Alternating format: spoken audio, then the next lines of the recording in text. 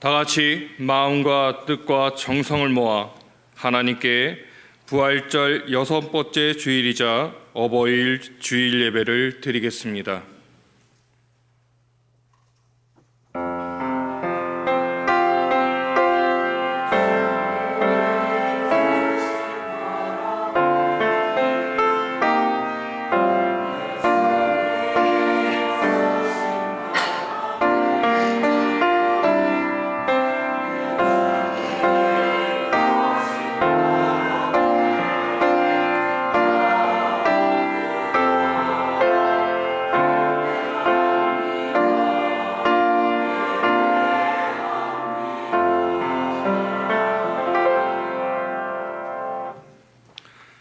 너희는 거룩하라.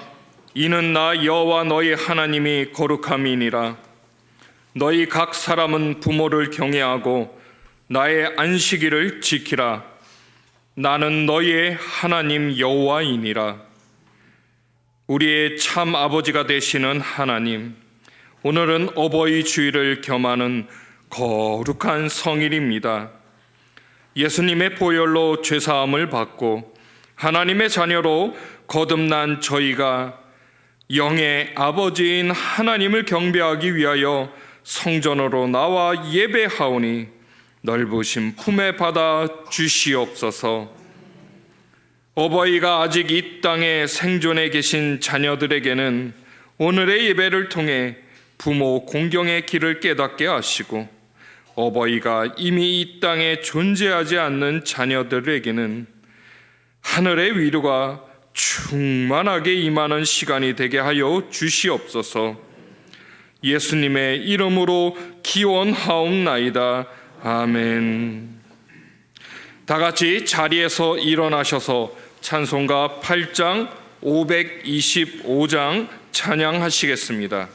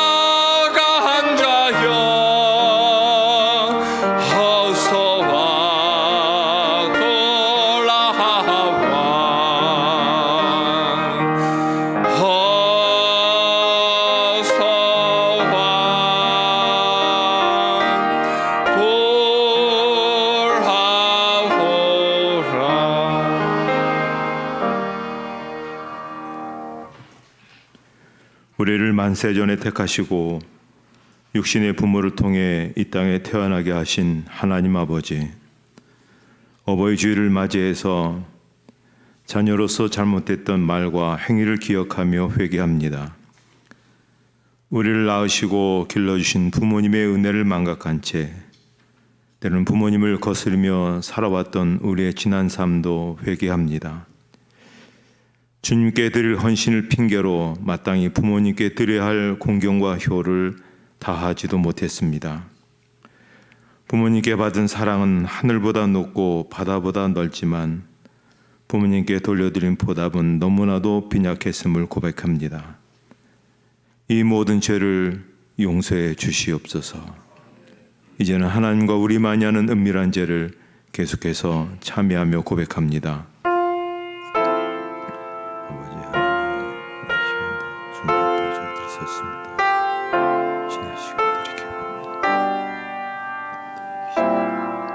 중심적으로 세웠던 우리 말씀을 고백합니다.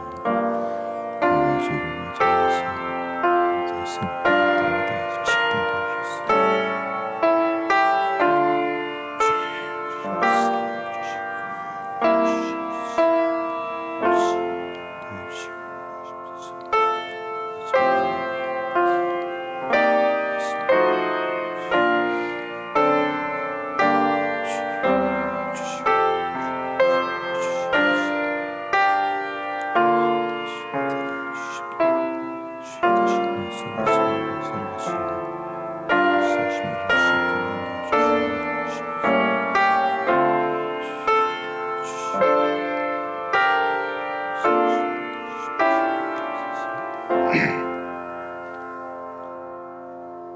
이 시간 참여하는 자들에게 주시는 하나님의 용서의 말씀이십니다. 여인이 어찌 그 전 먹는 자식을 잊겠으며 자기 태에서 난 아들을 궁일이 여기지 않겠느냐. 그들은 혹시 잊을지라도 나는 너를 잊지 아니할 것이라. 아멘. 이제 다 같이 사도신경으로 우리의 신앙을 고백하겠습니다. 나는 전능하신 아버지 하나님 천지의 창조주를 믿습니다. 나는 그의 유일하신 아들 우리 주 예수 그리스도를 믿습니다. 그는 성령으로 잉태되어 동정녀 마리아에게서 나시고 본디오 빌라도에게 고난을 받아 십자가에 못 박혀 죽으시고 장사된 지 사흘 만에 죽은 자 가운데서 다시 살아나셨으며 하늘에 오르시어 전능하신 아버지 하나님 우편에 앉아 계시다가 거기로부터 살아있는 자와 죽은 자를 심판하러 오십니다. 나는 성령을 믿으며 거룩한 공교회와 성도의 교제와 죄를 용서받는 것과 몸의 부활과 영생을 믿습니다. 아멘. 찬송가 2장 찬양하시겠습니다.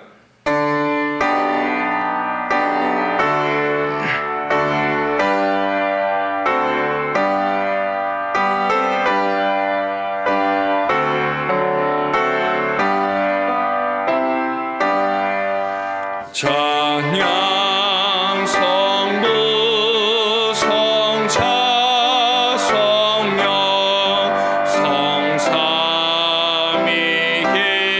성삼위일체께 영원 무궁하기까지 영광을 돌리세.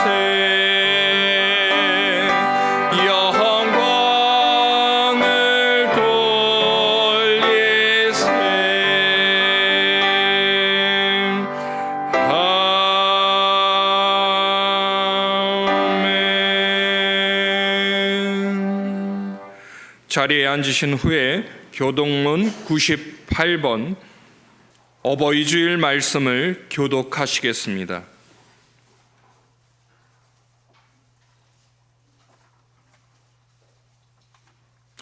내 부모를 공경하라.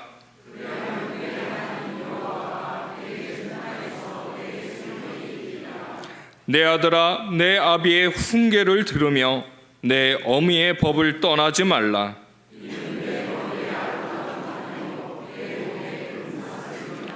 너를 낳은 아비에게 청종하고 내 늙은 어미를 경히 여기지 말지니라.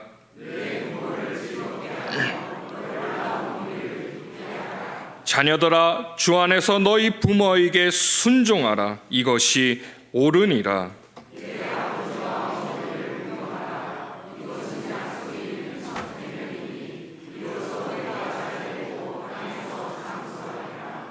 아멘.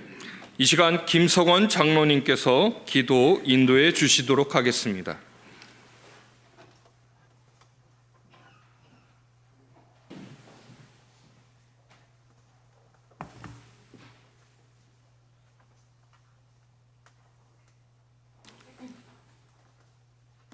알파와 오메가 되시며 모든 생명의 주인이신 창조주 하나님 아버지, 감사와 찬송과 영광을 올려드립니다. 지난 한 주간의 삶도 주님의 크신 사랑 가운데 인도하여 주시고 복되고 거룩한 주님의 날을 허락하사 이 아침 주님 전에 나와 예배드리게 하심에 감사를 드립니다. 이 시간 함께 예배드리는 온 성도들이 온 마음과 정성을 다하여 주님을 찬양하며 경배드리기를 원하오니 여호와 하나님께서 홀로 영광받아 주시옵소서. 보혜사 성령 하나님께서 이 한 시간을 온전히 주장하여 주사 오직 은혜와 기쁨이 충만한 귀한 예배 자리가 되도록 역사하여 주시옵소서. 구원의 반석이신 하나님 아버지, 죄와 허물로 죽었던 저희를 구원하기 위하여 독생자 예수 그리스도를 이 땅에 보내주시고 그 고난의 십자가 위에서 피 흘려 돌아가심으로 저희의 죄를 대속하여 주심에 무한한 감사를 드립니다. 주님의 그 크신 사랑과 한량 없으신 구원의 은총을 입었건만 저희는 세상 가운데 살면서 죄에 넘어지고 쓰러지며 어리석은 옛사람의 모습으로 살아갈 때가 너무도 많이 있습니다. 은혜의 주님, 저의 연약함과 어리석음을 용서하여 주시고 보혈의 은혜로 다시 일어설 수 있는 힘과 용기를 더하여 주시옵소서. 저희의 모든 염려를 주님께 맡기오니 주님께서 돌보아 주시고 인도하여 주시옵소서. 저희가 구하고 의지할 것은 오직 주님의 은혜뿐임을 고백드립니다. 언제나 주님만을 바라고 의지하며 그 가운데 행하시는 주님의 귀하신 뜻을 깨달아 알게 하시고 주님의 그 귀하신 뜻을 따라 살아가는 저희가 되도록 인도하여 주시옵소서. 만군의 여호와 하나님 아버지, 지난 3년 3개월 동안에 코로나로 인하여 많은 어려움과 고통이 있었지만 추운 겨울이 지나면 따뜻한 봄날이 돌아오듯이 이제 이렇게 하나하나 차례대로 회복되어지도록 역사해 주심에 감사를 드립니다. 푸르고 아름다운 계절 5월을 가정의 달로 허락하여 주시고 오늘은 특별히 어버이 주일로 기념하여 드리게 하심에 감사를 드립니다. 어버이 사랑에 감사드리며 공경하게 하시고 그런 가운데 하나님의 사랑을 조금이라도 깨닫도록 은혜를 더하여 주시옵소서. 교회의 머리가 되시는 주님, 69년 전 이곳에 주님의 몸 되신 대형교회를 허락하여 주시고 지금까지 행복한 교회, 사랑의 공동체를 이루며 여기까지 이르게 하신 에베네셀 하나님께 감사를 드립니다. 이제 100주년을 향한 비전을 품고 미래로 나아가는 대형교회가 되기를 소원하며 올 한 해는 본질은 깊고 영향력은 넓은 교회가 되도록 힘쓰고 있습니다.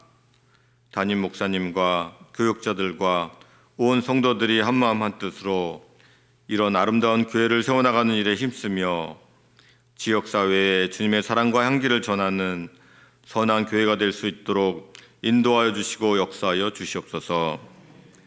우리의 목자가 되시는 주님, 대형교회 온 성도들에게 때를 따라 돕는 은혜로 필요를 채워주시고 성도들의 삶을 선한 길로 인도하여 주시옵소서. 드려지는 예배와 성도의 교제를 위하여 한결같은 마음으로 주님의 교회를 섬기는 수고의 손길들을 기억하여 주시고 헌신하고 봉사하는 그 손길 위에 주님의 사랑과 은혜를 더하여 주시옵소서. 예배 가운데 올려드리는 할렐루야 찬양대의 찬양을 기쁘게 받아주시고 그들의 삶을 아름다운 곡조로 인도하여 주시옵소서. 치유하고 회복하시는 주님, 육신의 질병과 연약함으로 인하여 고통과 어려움 가운데 있는 성도들에게 치유와 회복의 은총을 베풀어 주시옵소서. 또한 마음의 상처와 낙심함으로 인하여 어려움 가운데 있는 성도들에게 주님의 크신 위로와 성령 충만함의 은혜를 더하여 주시기를 간구드립니다. 사랑의 주님, 저희 담임 목사님을 언제나 영육간에 강건하게 지켜주시고 주님의 교회를 아름답고 든든하게 세워나가는 일에 부족함이 없도록 은혜의 은혜를 더하여 주시옵소서. 이제 주님의 말씀을 사모하는 성도들이 주님의 말씀을 듣고자 합니다. 성령 하나님께서 주장하여 주사 오직 진리와 생명의 말씀만이 선포되어지도록 역사하여 주시옵소서. 선포되어지는 주님의 말씀이 우리 온 성도들의 마음밭에 심어져 이 세상 살아가는 데 필요한 귀한 영의 양식이 되고 삶의 지표가 되도록 축복하여 주시옵소서. 예배의 시종을 우리 주님께 의탁드리오며 언제나 동행하시며 역사하시는 우리 구주 예수 그리스도의 귀하신 이름으로 기도드립니다. 아멘.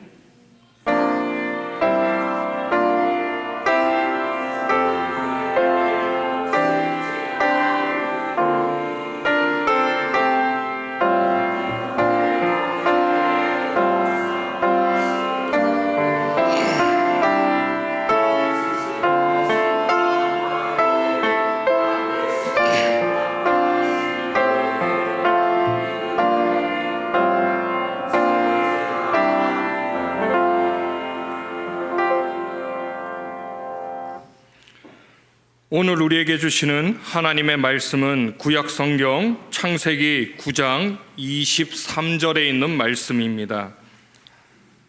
창세기 9장 23절에 있는 말씀, 구약 성경 11쪽에 있습니다. 하나님의 말씀을 봉독하겠습니다. 셈과 야벳이 옷을 가져다가 자기들의 어깨에 메고 뒷걸음쳐 들어가서 그들의 아버지의 하체를 덮었으며 그들이 얼굴을 돌이키고 그들의 아버지의 하체를 보지 아니하였더라. 아멘.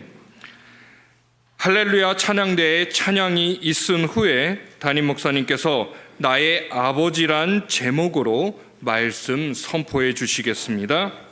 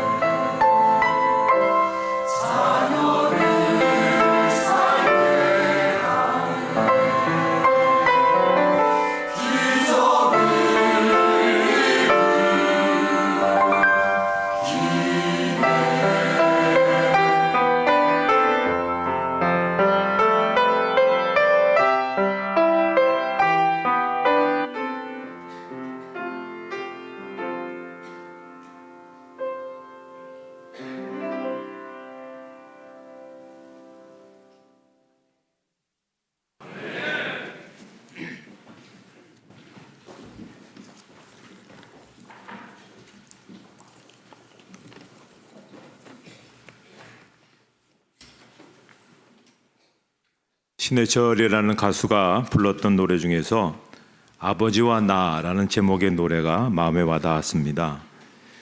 이 노래의 가사는 이러합니다. 저기 걸어가는 사람을 보라. 나의 아버지 혹은 당신의 아버지인가. 가족에게 소외받고 돈 벌어오는 자의 비애와 거대한 짐승의 시체처럼 껍질만 남은 고니의 이름을 짊어지고 비틀거린다. 집안의 어느 곳에도 이제 더 이상 쉴 자리는 없다. 이제 더 이상 그를 두려워하지 않는 아내와 다 커버려 집을 나간 자식들. 아버지에 대한 이미지는 시간과 함께 변한다고 합니다.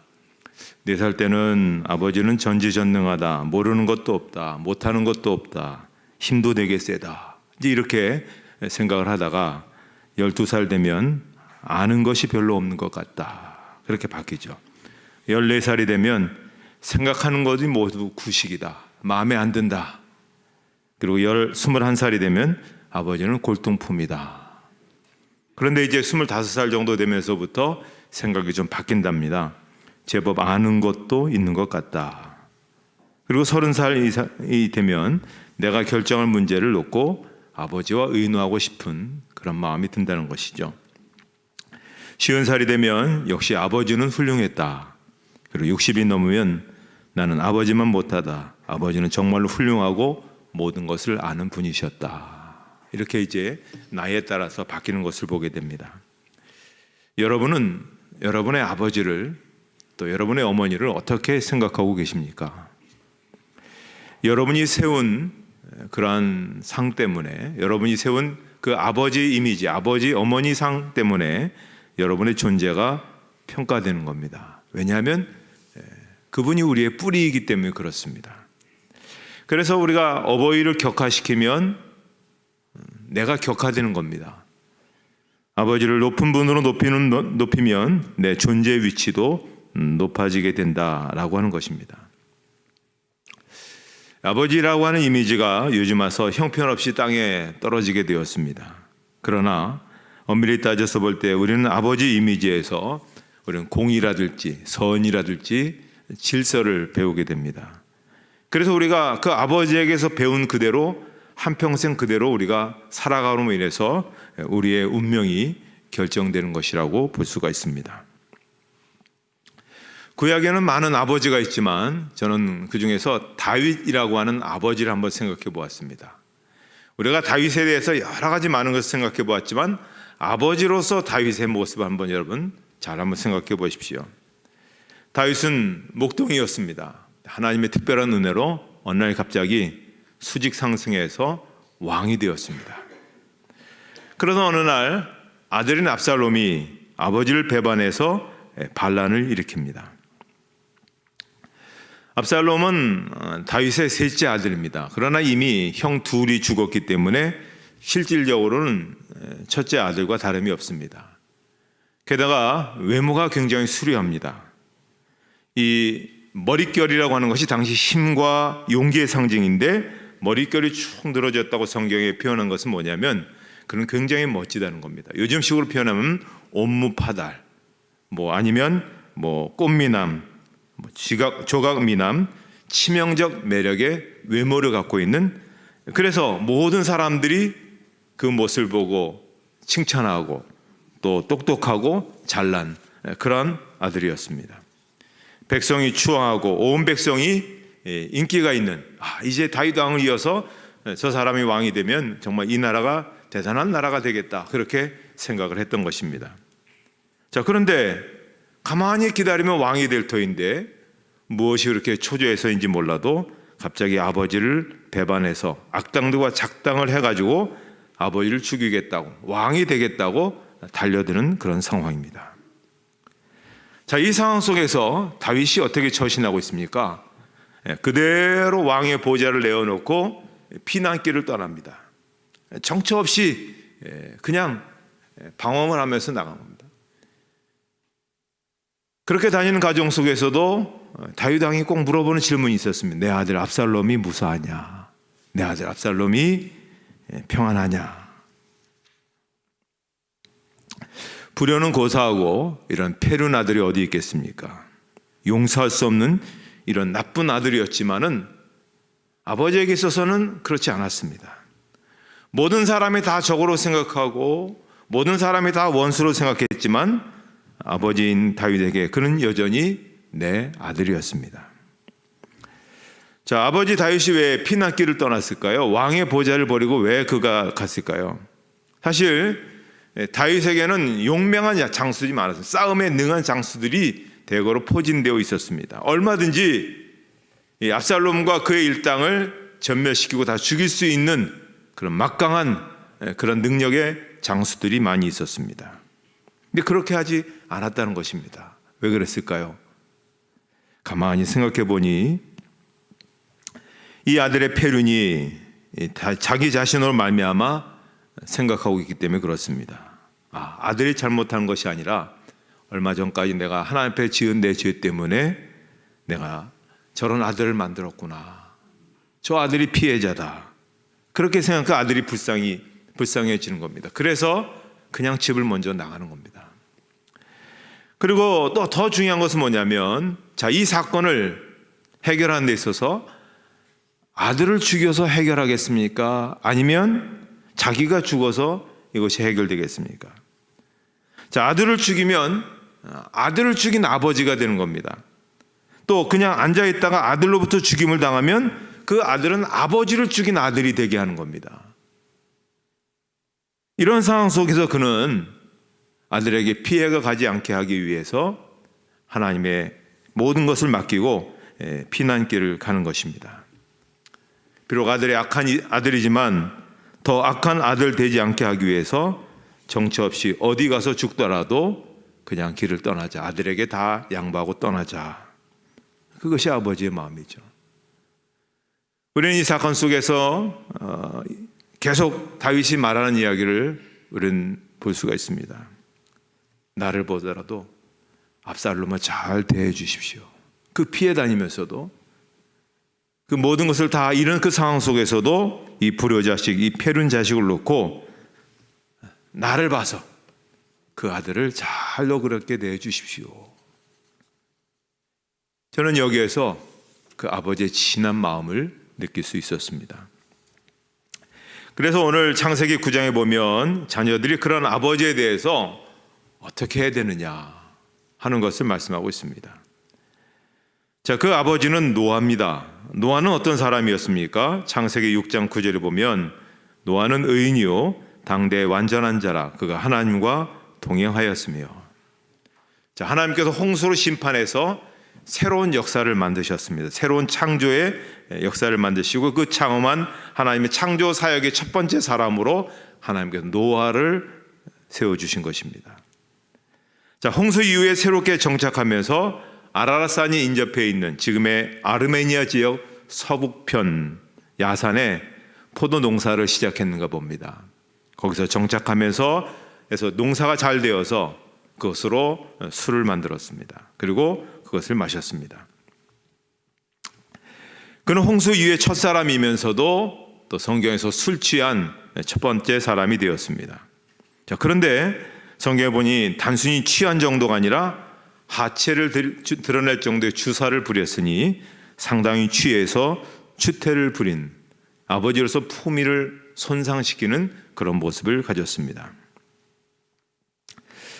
다른 사람은 몰라도 노아, 그렇게 성경에서 극찬한 노아가 어떻게 이럴 수 있을까? 참으로 어처구니 없는 일이지만 사실입니다. 실제적으로 일어난 일이죠. 노아의 실수는 자기도 모르는 사이에 쉽게 마음을 좀 풀어헤친 방만한 그런 사이에 비롯된 것을 볼 수가 있습니다. 그렇게 볼 때 이 세상 누구도 완전한 아버지는 없습니다. 실수할 개연성을 가지고 있습니다. 이것이 바로 인간의 연약성입니다. 그래서 우리가 부모님을 바라볼 때 아니 그럴 수가 그렇게 하기보다는 그래 그럴 수도 이렇게 우리가 생각을 해야 된다는 사실입니다. 자, 노아가 실수하고 이를 먼저 본 아들이 있었습니다. 함이었습니다. 그런데 그는 이것을 보고 형제들에게 알렸다라고 얘기합니다. 근데 이 알렸다라는 단어를 보니까요, 그 단어는 그것을 보고 악의적으로 즐겼다 그런 뜻을 품고 있습니다. 그러니까 아버지의 허물을 덮어두지 않고 형제들에게 아버지의 수치를 목격하고 쾌감을 같이 느끼도록 충동질했다. 그런 말입니다. 함은 아버지의 허물을 조롱 섞인 화제거리로 삼아서 아버지의 권위와 인격은 아랑곳하지 않고 형제들에게 떠벌림으로써 아버지를 모독하게 됐던 것입니다. 이것은 뭐냐면 아버지를 세운, 아버지의 권위를 세운 하나님께 패역한 죄를 저지른 결과가 되었다라는 말씀입니다. 그러나 두 아들인 셈과 야벳은 아버지의 허물을 방관하지 않고 그 허물을 가림으로써 아버지의 명예와 인격이 더 이상 실추되지 않도록 했다는 것입니다. 그래서 아버지의 수치를 보지 않기 위해서 그들이 한 첫 번째 행동은 무엇이었습니까? 뒷걸음쳐 들어가서. 저는 이 말씀이 효의 그 본질을 우리에게 말씀해 주고 있습니다. 공손함이죠. 그리고 나아가서 옷을 취해서 덮었습니다. 실수와 수치 중에 있는 아버지였지만 그 아버지를 최대한 존경하고 효로서 예를 표했습니다. 이러한 행동은 오고 오는 세대의 모든 사람들에게 남의 수치와 허물에 대해서 사랑과 존경을 표해야 된다는 것을 우리에게 알려주고 있습니다. 그러나 더 깊이 해석해 보면 잠언에 있는 말씀처럼 이것은 경히 여기지 않는 일이었습니다. 잠언 23장 22절에 이렇게 말씀합니다. 너를 낳은 아비에게 청종하고 내 늙은 어미를 경히 여기지 말지니라. 사실 우리가 자칫 잘못하면 부모들을 경히 여길 수가 있습니다. 컴퓨터나 혹은 핸드폰조차도 하나 제대로 다루지 못하는 아버지, 고리탑탑하고 전 근대적 사고를 하는 아버지, 그렇고 그런 시대를 살았던 아버지, 자식들에게 남겨줄 유산도 없는 아버지, 그동안 뭐 했을까 싶을 정도로 아무것도 남겨진 것이 없는 아버지. 그래서 우리는 경히 여길 수가 있습니다. 그런데 방금 전에 우리가 보았던 잠언 23장에서 어떠한 조건도 제시하지 않습니다. 다시 말해서 아버지가 아무리 어리석고 구시대적인 사람이라 할지라도 아버지의 말은 받아들여져야 되는 것이고, 어머니가 아무리 신체적으로 정신적으로 조금 부족하다 할지라도 경히 여겨서는 안 된다. 부모는 이미 그 나이를 산 것만으로도 존경을 받아야 된다라는 하나님의 말씀입니다. 따라서 아버지의 허물을 덮어주었던 두 아들처럼 우리도 우리의 부모들을 용서할 수 있어야 한다는 것입니다. 설사 그것이 그분의 독특한 성격이었다 할지라도 용서해야 됩니다. 부모의 온전하지 못함, 완전하지 못함조차도 우리는 용서해야 됩니다. 셈과 야벳의 이런 행위는 성경에서 나타난 최초의 효로 말씀되어지고 있습니다. 더구나 그들의 효가 빛나는 것은 십계명이 주어지기 이전에 이미 드러난 행동이었다는 것입니다. 그러니까 효라는 것은 이미 계명 이전의 도덕률이라는 것이죠. 우리가 부모를 공경해야 될 일은 계명보다도, 십계명보다도 더 앞선 그런 일이라고 하는 그런 말씀입니다. 자, 그런 효의 결과는 아주 극명하게 드러나게 되는 것을 보게 됩니다. 창세기 9장 25절 이하에 보면, 이에 이르되 가나안은 저주를 받아 그의 형제의 종들의 종이 되기를 원하노라 하고, 또 이르되 셈의 하나님 여호와를 찬송하리로다. 가나안은 셈의 종이 되고 하나님이 야벳을 창대하게 하사 셈의 장막에 거하게 하시고 가나안은 그의 종이 되게 하시기를 원하노라. 함은 자식에 대한 저주가 나타났고, 셈은 영적인 축복이 주어졌고, 야벳은 물질적 번영이 주어지게 된 것을 보게 됩니다. 성경은 부모를 경홀히 여기는 자는 아주 심각한 용어로 표현합니다. 저주를 받는다, 이렇게까지 표현하고 있습니다. 신명기 27장 16절에 그의 부모를 경홀히 여기는 자는 저주를 받을 것이라. 우리 모두가 두려워하는 그 징벌이 바로 부모를 경홀히 하는 그 전제를 우리에게 말씀해 주고 있습니다. 또 탈무드에 따르면 사람이 자신의 부모를 공경하면 하나님이 그와 함께 거하신다, 이렇게 말씀하고 있습니다.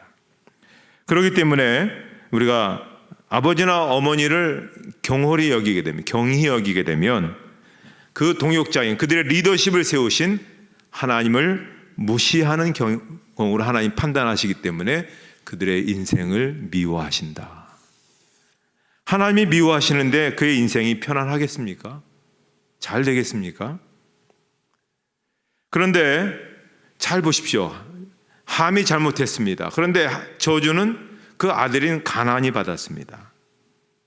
성경에 보면 함은 가나안의 아버지, 이렇게 계속 몇 군데 이렇게 말씀하고 있거든요.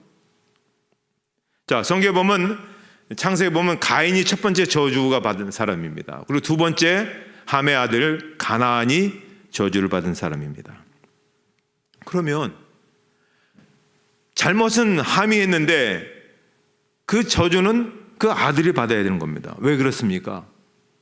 우리가 이치로 생각해 볼 때 내가 잘못 저지른 것에 대해서 자식이 그 대가를 받는다. 부모로서 이 고통이 몇백 배, 몇천 배로서 그게 다가오게 되는 것입니다. 그의 미래가 아주 불행한 미래가 주어지는 것을 암시하는 것이죠. 아버지의 잘못된 행동, 나 하나의 잘못된 행동은 결국은 내 아들 때에서 손주 때에 이르기까지 그 영향을 미치게 된다라고 하는 것입니다. 실제로 가나안 족속은 여호수아 시대에 셈족인 이스라엘에 의해서 비천한 종으로 전락되었고, 그리고 솔로몬 시대 때는 완전히 사라지게 되었습니다. 정복되고 불행한 삶을 끝났습니다.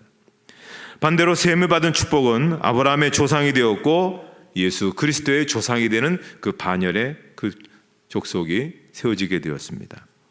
야벳은 창대하게 된 축복을 받았습니다. 창대하다는 것은 넓혀지게 되었다, 그런 이야기라는 것이거든요. 영토가 넓혀지고 인구가 많아지고 문명 활동이 넓혀지게 된다. 그래서 히랍의 철학이라든지 로마의 법이라든지 유럽의 근대 과학과 문화가 바로 이 야벳 족속을 통해서 이루어지게 되었던 것을 볼 수가 있습니다. 조선시대의 그림 가운데서 유명한 그림 가운데 하나가 화성 능행도가 있습니다. 정조대왕께서 1795년 2월 13일 자기 어머니 해경궁 홍씨의 회갑을 축하하기 위해서 서울에서부터 수도의 한양에서부터 수원에 이르기까지 행차한 그 모든 것들을 기록한 8폭의 그림입니다. 그런데 그때 여러 가지 행사가 있어진 것들을 보여주는 그 그림 가운데 네 번째 남원 양로 연도에 보면 화성에 도착하신 정조대왕이 화성 일대 사는 노인분 384명을 초대해서 잔치를 베풉니다. 자기 어머니와 비슷한 연배 분들을 초청해서 선물을 주는데 노란 끈을 묶은 그런 지팡이와 비단 한 단씩을 그렇게 주었다 하고 있습니다. 자기 어머니 해경궁 홍씨 그리고 아버지 사도세자를 그리워하면서 그들을, 그 노인들을 마치 자신의 아버지처럼 자신의 어머니처럼 모시겠다고 하는 그 모습을 거기에 그대로 그리고 있습니다. 정조대왕의 정치 철학 첫 번째가 효행이라는 것입니다. 그렇기 때문에 조선시대 역사 속에서 정조대왕이 우뚝 설 수 있었던 것이 바로 그런 효행을 근간으로 해서 정치를 폈기 때문이다, 그렇게 얘기하고 있습니다. 한국 도자기의 김동수 회장도 보면 그의 경영 철학, 그의 기업을 운영하는 철학을 행복 경영론이라고 얘기하는데요. 그 행복 경영의 첫 번째가 뭐냐면 부모 공경이다, 그렇게 설파합니다. 그래서 직원들에게 효도비를 주고 또 효도 관광을 시켰더니 직원들이 회사에 굉장히 열심히 일할 수 있게 되었고, 그래서 그 한국 도자기가 세계적인 기업이 되었다. 그래서 기업을 그렇게 세워나가는 그 경영 철학의 첫 번째도 효행이다라고 그렇게 이야기하고 있습니다. 자, 이 시점에서 한번 결론적으로 한번 우리가 물어야 될 질문입니다. 아버지에 대한 태도가 어떻게 축복과 저주의 갈림돌이 될 수 있느냐, 갈림길이 될 수 있느냐 하는 것입니다. 왜 그랬을까요? 창세기는 시작의 책입니다. 모든 시작들이 나오죠. 홍수로 세상을 심판하신 다음에 첫 가정 노아의 이야기를 기록하는데 그 노아의 이야기의 첫 번째 이야기가 뭡니까? 바로 이 효에 대한 이야기를 이야기하고 있습니다. 그것이 얼마나 놀라운 축복이고 하나님께서 얼마나 우리들에게 바라시는 그런 삶의 자세인가를 말씀해주고 있다고 하는 것입니다. 그러면 이것이 굉장한 비중이 있는 하나님이 우리를 보시는 그런 관점이라는 사실을 기억하시고 우리가 더욱더 복되게 쓰임받고 이 땅에서 잘 살아갈 수 있는 그 길을 가기 위해서 이렇게 철저한 교회 실천, 말씀의 순종함을 위해서 복되게 살아갈 수 있기를 주님의 이름으로 축복합니다. 하나님 아버지 감사합니다. 우리에게 좋은 부모들을 허락하여 주시고 우리가 이 땅에서 존재하게끔 하는 귀한 역할들을 감당하게 하셨습니다.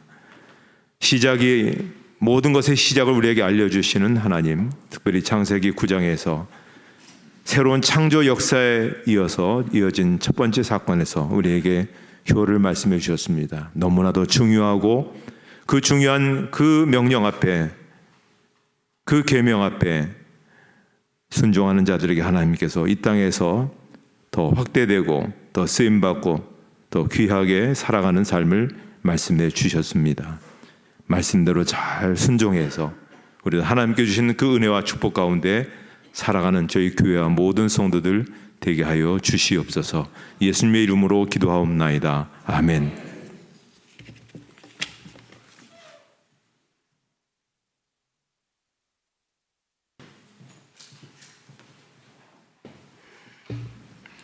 결단의 찬송 577장 찬양하시겠습니다.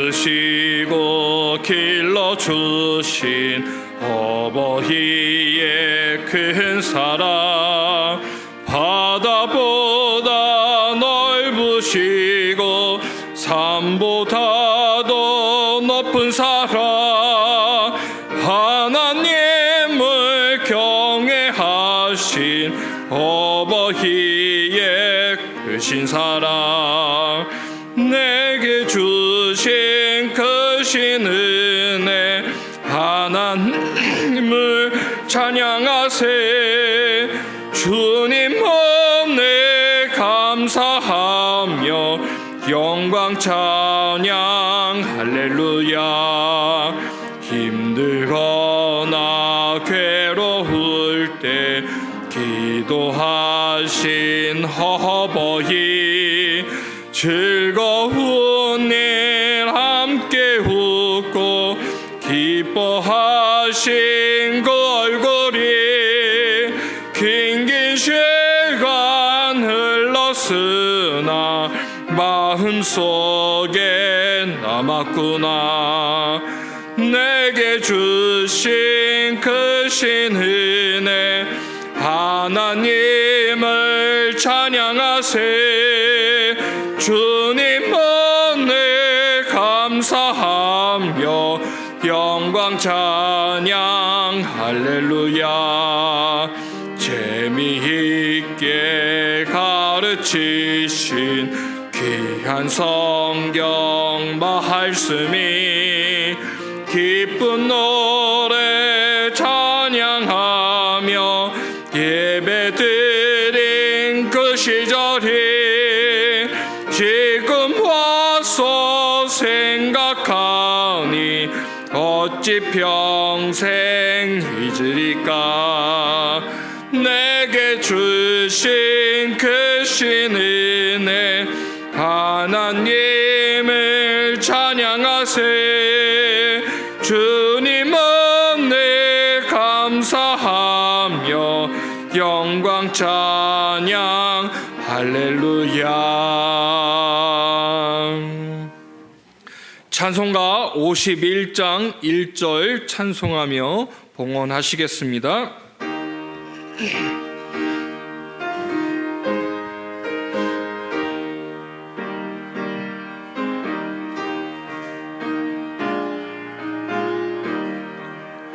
주님 주신 거룩한 날 기쁨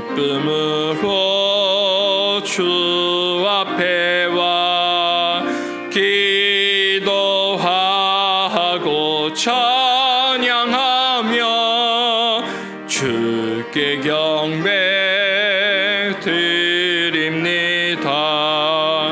내게 주신 귀한 물질 하나님께 드리오니 기뻐 받을 제물로서 연락되게 하옵소서.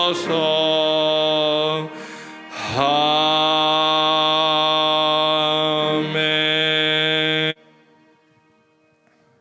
하나님 아버지, 은혜를 감사합니다. 지난 시간 하나님께서 저희를 눈동자같이 지켜주시고 보호해 주셔서 오늘도 거룩한 예배 자리에 나올 수 있도록 은혜 주심을 감사합니다. 또 하나님께서 문제도 많고 사건도 많은 이 세상 속에서 저희를 지키시고 함께하여 주셔서 큰 어려움 없이 잘 이겨내게 하여 주시고 오늘도 기쁘고 감사한 마음으로 주의 전에 모여서 예배할 수 있게 해주셔서 감사합니다. 저희에게 어려운 시절이지만 생업을 주시고 직장을 주셔서 또 열심히 감당할 수 있도록 인도해 주시고 또 그 가운데 주신 물질 가운데서 구별하여서 하나님 앞에 이 시간 예물을 봉헌합니다. 여러 가지 모양으로 힘을 다하여 하나님 앞에 드린 예물들 이 제단에 올려놓사오니 하나님 이 예물을 기뻐 받아 주실 줄을 믿습니다. 하나님, 바치는 저희들의 마음을 아시지 않습니까? 그 어려운 가운데서 힘든 가운데서도 말씀에 순종하기 위해서 그 하나님의 말씀을 조금이라도 지켜보기 위해서 사랑하는 성도들이 여러 가지 모양으로 하나님 앞에 마음을 다하였습니다. 하나님, 저희들이 필요한 것들도 있고 저희에게 있어야 될 일도 있고 해결해야 될 일들도 있습니다. 인생을 주관하여 주시고 역사를 주관하신 하나님께서 우리 각자의 인생에 함께하여 주셔서 하나님이 풀어주시고 하나님이 역사하시고 하나님이 이끌어 주시는 놀라운 은혜를 경험하는 저희들 되게 해 주시옵소서. 하나님의 놀라운 축복이 우리의 모든 생활 가운데 함께한 것을 많은 이들이 보고 경탄할 수 있는 그런 우리 삶이 될 수 있도록 은혜 내려 주시옵소서. 이번 한 주간에도 하나님의 기적을 바라봅니다. 하나님의 축복을 바라봅니다. 하나님의 역사를 바라봅니다. 공부하고 일하고 또 가정에서 살아가는 모든 과정 속에서 우리가 생각하지 못한 부분에 이르기까지 역사하신 하나님의 인도하심이 있게 될 줄 믿습니다. 예수님의 이름으로 봉헌 기도드리옵나이다. 아멘.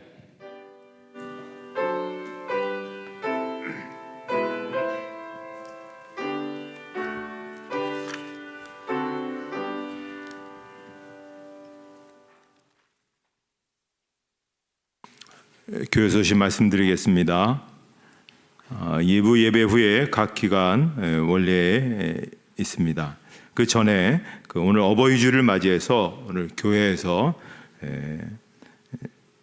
선물을 준비했습니다. 그래서 예배 후에 70세 이상 어르신들은 잠깐 자리에 앉아주시면 좋겠습니다. 그리고 오늘 좀 잘 기억하셔야 될 것이 여전도회에서 70세 이상 어르신들을 위해서 점심 식사를 좀 특별하게 준비를 했습니다. 그래서 지하 식당에서는 오늘 70세 이상 되신 어르신들만이 앉아서 드실 수 있도록 그렇게 저희가 배치를 했기 때문에 좀 번잡스럽더라도 70세 이하 되신 모든 교우들은 지하 1층에서 배식을 받으시고 1층에 올라오셔서 샬롬홀에서 그렇게 같이 식사 교제를 하실 수 있도록 협조해 주시면 고맙겠습니다. 다른 사항도 주보를 참조해 주시고 이제 다 같이 일어나셔서 우리 주변에 있는 분들과 함께 같이 사랑의 인사와 나눔을 갖도록 하겠습니다.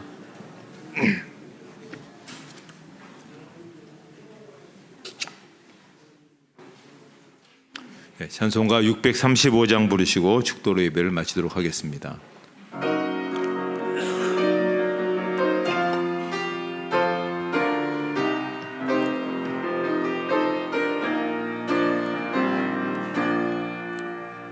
아 하늘에 계신 아버지 이름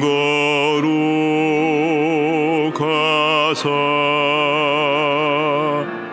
주님 나라 임하시고 뜻이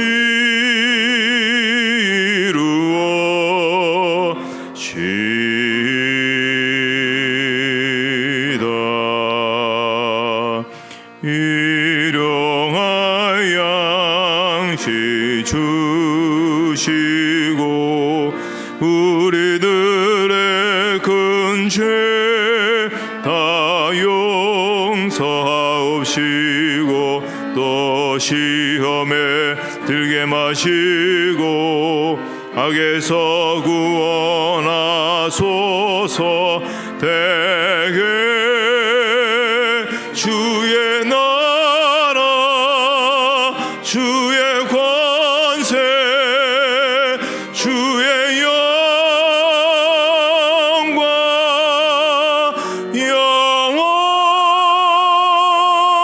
영원히